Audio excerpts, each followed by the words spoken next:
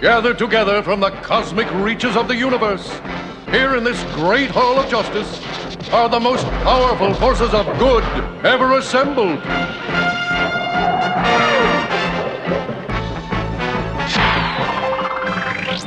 Dedicated to truth, justice, and peace for all mankind. Well, I just think you need to be more expansive at this point. If you want to countermand what these guys are saying. What was it that Jim Lee said at SDCC? Well, he says he didn't say it now. He did not say that. Okay. This is a new segment, so we get into a lot of DC stuff, so I'm glad you brought that up. What did they say they said that Jim Lee said that the comic books are on the verge of collapse. The comic book industry is on the verge of collapse, but supposedly DC has a plan on how to avert it. DC's plan so far has been metal, and they're going to give more of these one-shot books where guys like Frank Miller can, well, we'll talk about in the DC news. They said for that it would be more like, they started with Neil Gaiman. Yeah. They didn't go Frank Miller immediately. They went that. So it's like, and then he's always said he wanted to do either Batman story or Who, Gaiman or Miller? Gaiman. And then he's doing, what's the name? Then Miller's doing a Superman story. So God. We have another origin story coming. So I'm not even sure if I've heard that whole interview, but the interview I heard from SDC, he was actually, he did say something along those lines. Yeah, he did. But he's just I'm saying, look, he's walking it back now because. Right, but what I did hear him say was that there had to be other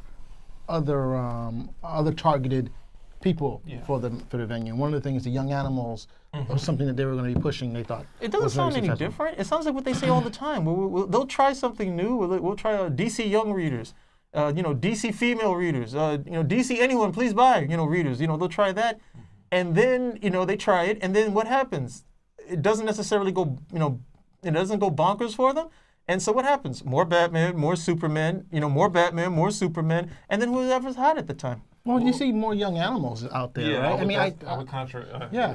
Right now? I would add that they have Cave Carson, the Doom Patrol, Bug, and then they have the DC superhero girls. If it runs for 5 years, cool. But most of those guys go 18 months, and then they're like, okay, what are we gonna do now? DCU too.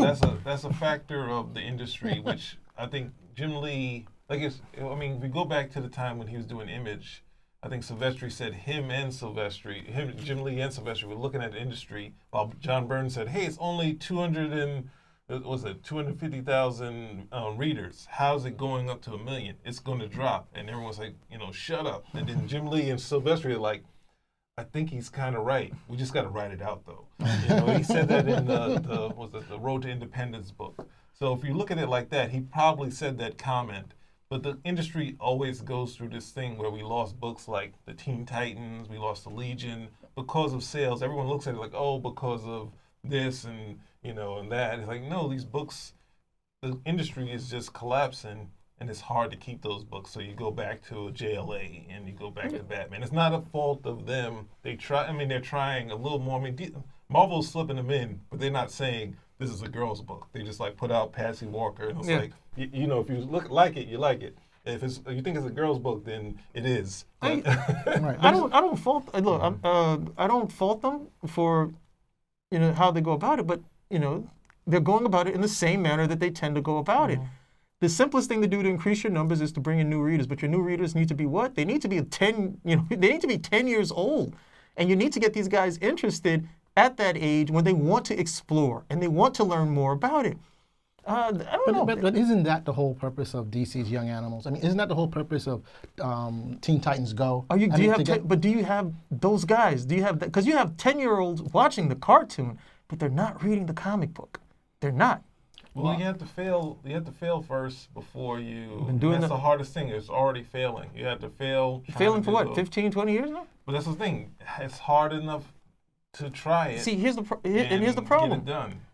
You want to bring kids in to read something like Superman? You bring somebody in, who kids would actually read or kids are familiar with, or to get that ball rolling. And that's where your crossovers would actually work. Instead, you got Frank Miller doing Superman. That's more of the same stuff. Who do you think would be who would be a name that you think would bring? No, in if I would do a people? crossover, I would do something like Superman and Ben 10 or something of that nature because Okay. you can push that. Well, don't they have? They've been doing the crossovers with the cartoon characters. Like Scooby Doo. No, there's a bunch of them. Well, now we keep looking at it. They have been. There's a bunch of crossovers like Green Lantern and Space Ghost. You need There's a those. bunch of 'em. Yeah, but those guys don't have prominent cartoons out. Space Ghost doesn't. Scooby Doo is a perennial favorite, Well, but he it's doesn't a have a start. regular show.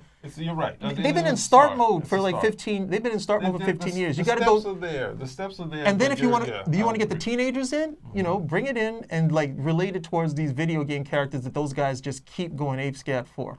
You know, not like, I mean, they do stuff like with the Power Rangers and this sort of thing, and they did that around the time of the film.